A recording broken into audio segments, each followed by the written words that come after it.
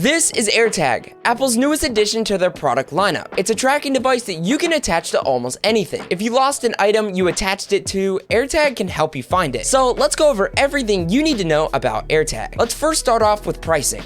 You can buy one AirTag for $29 or a 4-pack of AirTags, which is the better deal, for $100. When you go to purchase an AirTag, it gives you the option to add a free engraving. This can be very helpful because if you bought a 4-pack of AirTags, adding an engraving to each AirTag can help you determine which AirTag is which. Considering the fact that there's only one shape for the AirTag, adding an engraving could help you keep things organized. The unboxing experience for the AirTag was very basic, nothing much, just simply some instructions, the AirTag, and sadly, no Apple stickers. The AirTag is found in the middle and it's wrapped in plastic. Once you've unwrapped the plastic and pulled the plastic tab out, this activates the AirTag and it'll make a little noise. Connecting AirTag to your iPhone is very simple. You first want to make sure you're on iOS 14.5 or later. Then you want to place the AirTag near your phone. It'll recognize the AirTag the same way it would recognize AirPods. Once the AirTag is popped up, you want to give the AirTag a name.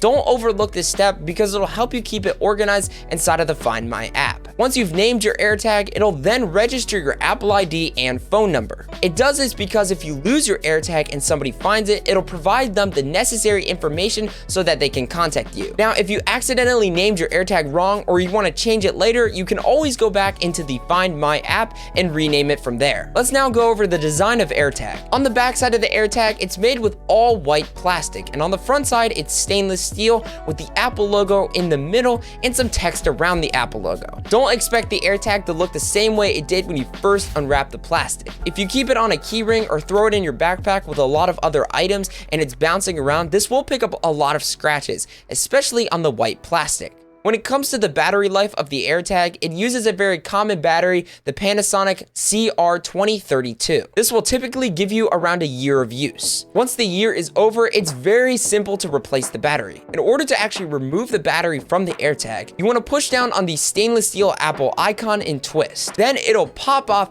and you can simply pull out the battery. These batteries are very inexpensive. A 4-pack on Amazon costs $4. You're essentially paying $1 every year to replace the battery in the AirTag. AirTag is also IP67 rated, meaning you can submerge it underwater. Not that I recommend you do this, but if you did, it would still work. There's one design aspect of the AirTag that I am not a fan of. I heard a lot of people complaining about this, and I'm not a fan of it either, but if you have a wallet and you want to put your AirTag in, depending on what wallet you have, it may not fit. If you have a more minimalistic wallet, it may be harder to fit the AirTag in, considering that the AirTag is not completely flat. You can use the AirTag by itself, or you can purchase accessories. Accessories cost anywhere from $10 to $30 to even $450 if you want to pick up an Hermes leather loop. I don't know why you would ever spend $450 on an AirTag accessory, but if you wanted to, the option is there. Accessories essentially give AirTag more functionality. I personally picked up a loop for around $29 and it's very easy to set up. You simply plop the AirTag in, snap it, and loop it around a handle, for example, and the loop is good to go. I'm excited to see what other accessories will be created with the AirTag. How does the tracking actually work with AirTag? Well, it's very simple. First, you want to open the Find My app. Then you want to find your AirTag. And remember when we named it earlier? Well, this is going to be very helpful when it comes to finding AirTag. You can either click play sound, and this will play the sound from the AirTag. It's surprisingly loud, and I was able to hear it from very far away. Or you can pick on Find, which is precision tracking. This precisely pinpoints where the AirTag is located.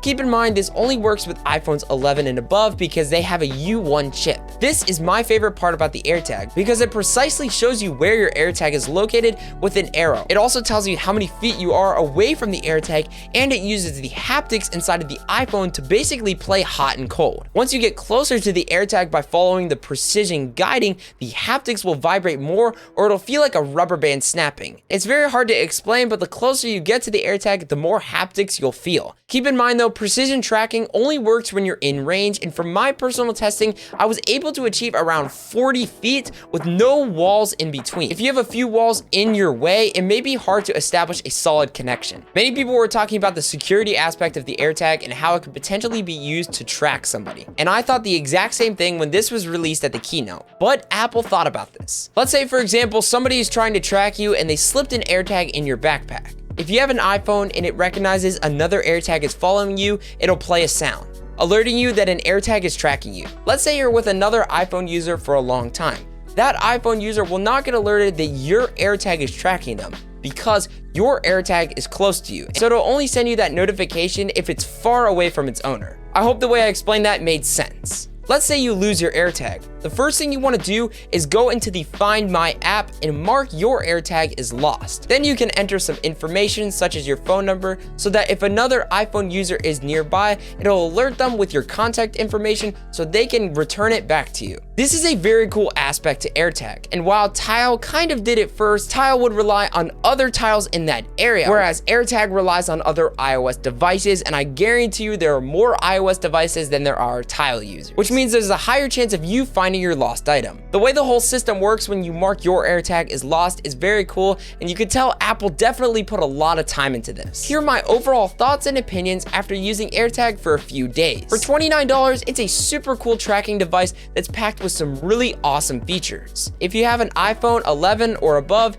you can use the precision tracking, which is my favorite part about the AirTag. Not only that, but the accessories for the AirTag give the AirTag so much more functionality, and I'm excited to see what other accessories are created by third-party companies. If you're somebody like me who is constantly losing everything, then I would highly recommend AirTag. If you guys did go on to enjoy this video, don't forget to hit the like button and subscribe down below. In addition, I do stream over on Twitch, so if you have any questions about anything I talk about in this video or just want to discuss more about AirTag, I'd love to talk to you more on my Twitch channel. With that being said, thank you so much for watching, and I will see you guys in the next video.